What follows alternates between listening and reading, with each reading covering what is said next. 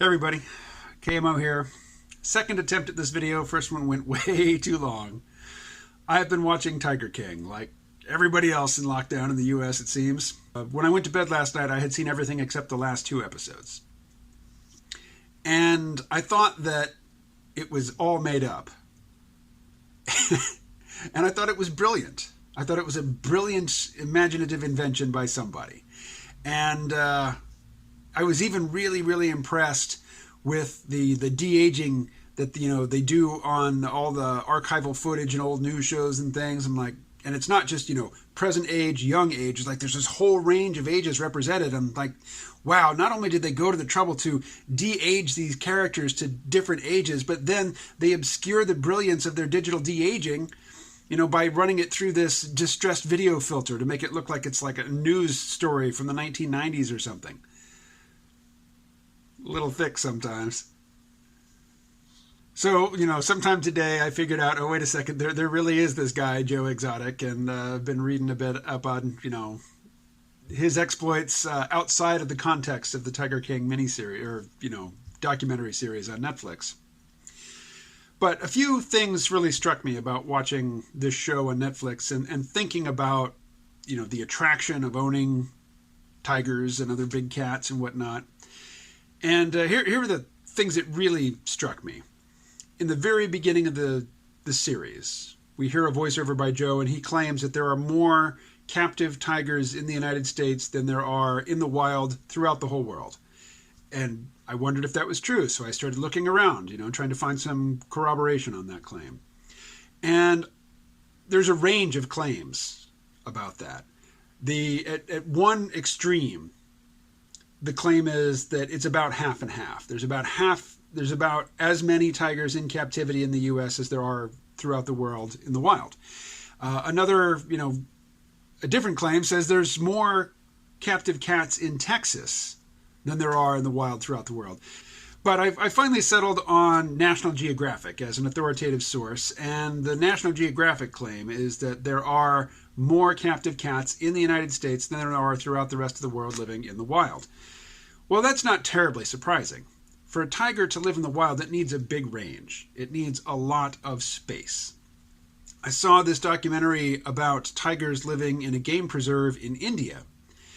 And they were following this one juvenile female tiger, and as she grew to the point where her mother wouldn't tolerate her anymore and forced her out, and then she went looking for her own niche, and this whole, protected area is just full up with tigers. There's no room for a new tiger to go and find her place without an old tiger getting the heave-ho or dying or something. And so, what's a tiger to do? She wanders outside of the protected area, and she finds humans and dogs and goats and cows, none of which would be very smart for her to try to eat. So, yeah, it's a bummer trying to be a tiger in the wild. I imagine it's a bummer being a tiger in chain-link paddock with 20 other tigers, fighting over cow legs that are getting thrown over the top or through a hole in the bars. But, what are the options? There was a breeder. He's not a major character in Tiger King. He's just this, they go to him to talk to him early on, and he's this guy that's been corresponding with Joe, and Joe got him started in breeding his own tigers, and he's missing teeth, and he's, they present him as a real backwoods hick, but he says something which is just obvious. It is something which you never hear animal rights people saying, but it's just the obvious. This is an endangered species. If you're afraid that a species is going to go extinct, don't you breed them in captivity? I mean, isn't that what you're supposed to do? And that's what we're doing.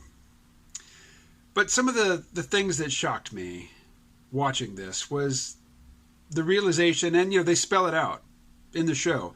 Tigers are most valuable when they're kittens. You can charge people money to come to your place and play with the little baby tigers. Once the tigers are a couple months old, they are too big for untrained people to handle. And they're dangerous. So you've got some breeding pairs, or you've got some females and some males to inseminate them. But you've basically, you're breeding tigers to monetize them in a short period at the beginning of their lives. Thereafter, they largely become just a liability, just an expense. You have to keep feeding them. They require veterinary care. They require a place to live, which has to be cleaned and maintained. But they're not bringing in any new revenue. And so when they started talking about, selling tigers to raise money and things, tigers go for like $3,000. I mean, there's plenty of purebred dogs around that cost a lot more than $3,000. These animals are not expensive to acquire. And I was watching an interview with Joe Exotic, and he mentions Turpentine Creek, which is this big cat rescue operation that is a little bit south of Eureka Springs, Arkansas, which is near where my family lives, and I have been there. It's shockingly expensive to get in, and it's a shockingly small facility. But you're not paying for entertainment to go like to the zoo, a big zoo. You're making a donation to help support these cats, and as a thank you, you get to walk around and look at them. And while I was at Turpentine Creek, each animal in its little enclosure has got a little plaque telling you about where it came from, and a shocking number of them were owned by drug dealers. Guys slinging meth in Northwest Arkansas.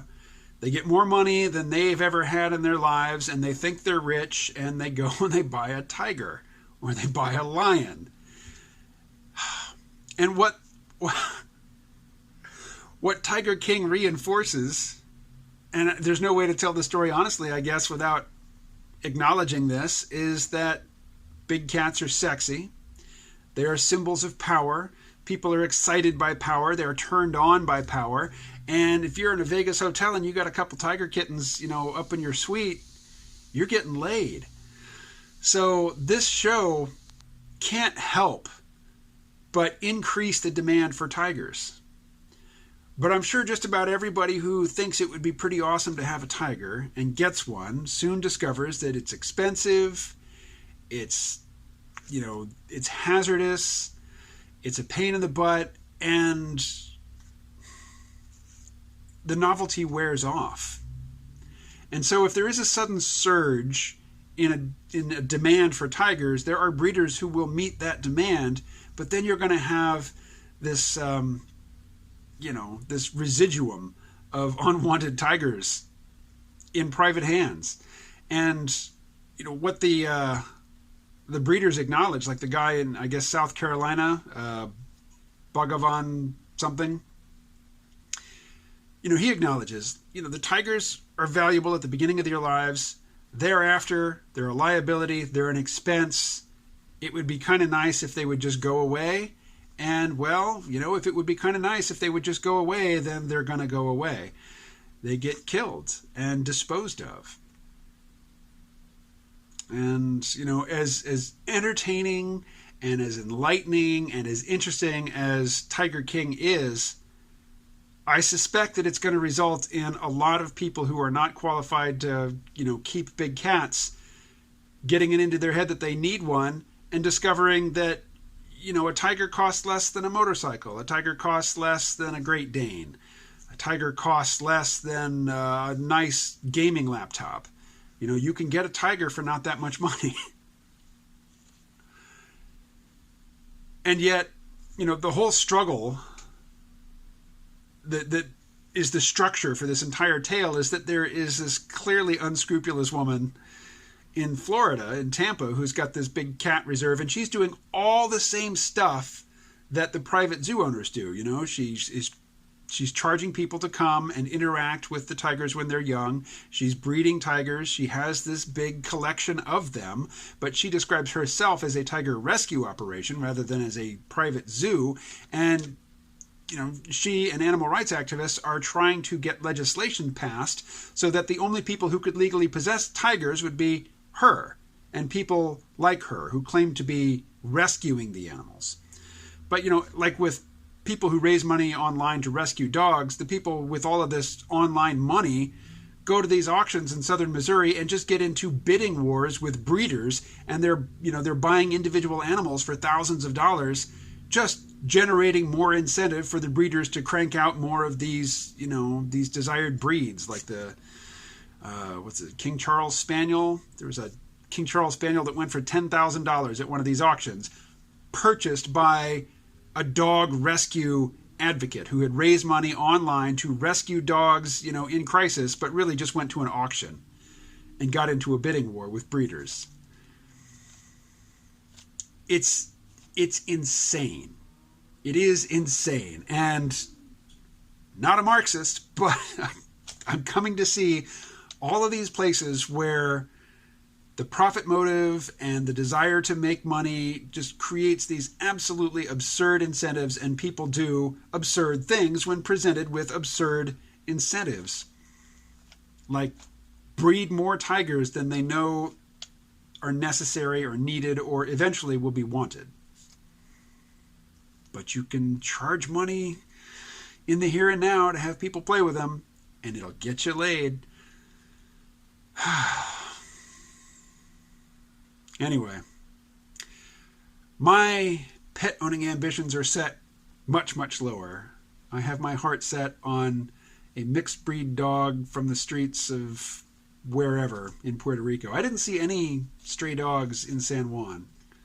I did see them outside of the city.